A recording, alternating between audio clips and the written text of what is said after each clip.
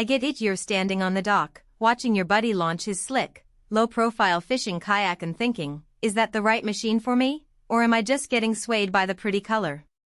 Before you toss a few $100s at something that might sit in the shed for months, let's break down the Vibe Sea Ghost 110 and see if it really earns its price tag. Link is in the description if you want to check the product details on Amazon. First off, the biggest hesitation most anglers have is buying a kayak that looks good on paper but turns out to be a nightmare once you've got a rod, a cooler, and a few bucks of bait on board. The Sea Ghost is an 11-foot sight and top, which means you're not cramped inside a cockpit when you need to stand up and cast. That extra length compared with a typical 9-foot day tripper gives you a longer waterline, which translates to better tracking when you're pulling a line across a lake or following a current down a river. It also adds a bit more volume for gear without making the hull feel overly bulky. The seat is where a lot of the comfort claims get tested. Vibe calls it a hero comfort seat, and the adjustment range is surprisingly generous. You can slide it forward or back, tilt it, and lock it in place with a single lever. In practice, that means you can sit low for stability when you're fighting a big bass, then move it forward for a better view of the shoreline when you're trolling for walleye. The foam padding is dense enough to stay firm on a hot day, yet it doesn't feel like you're sitting on a slab of rubber. Storage on a fishing kayak is always a juggling act. The Sea Ghost comes with a built-in front hatch that's large enough for a tackle box, a small dry bag, or a handheld GPS. Below the seat there's a molded storage compartment that can hold a 12-can cooler without compromising balance. The real win, though, is the dedicated rod holders that clip onto the gunnels. They're positioned so the rods sit just above the waterline, giving you a clean line of sight and preventing the rods from snagging on the hull when you're reeling in a fight.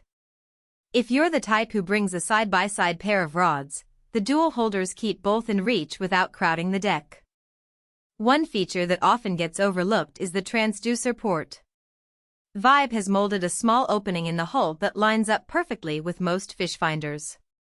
You don't have to cut a hole or use a bulky bracket, you just slide the transducer in, secure it with the supplied clamp, and you're ready to scan the bottom. In a real-world scenario, that means you can drop a depth finder the moment you hit a promising spot, instead of wrestling with a separate mounting system that could leak or rattle. Stability is the holy grail for any angler kayak, and the Sea Ghost backs that up with a rudder system that deploys automatically when you push a button. When you're drifting in a windy bay, the rudder snaps in and holds your heading without you having to constantly correct with paddle strokes. I've tried it on a breezy Saturday on Lake Erie. With the rudder engaged, the kayak tracked straight for half a mile while I focused on casting, and when I released the lever the rudder folded back neatly, allowing quick turns around a cluster of lily pads.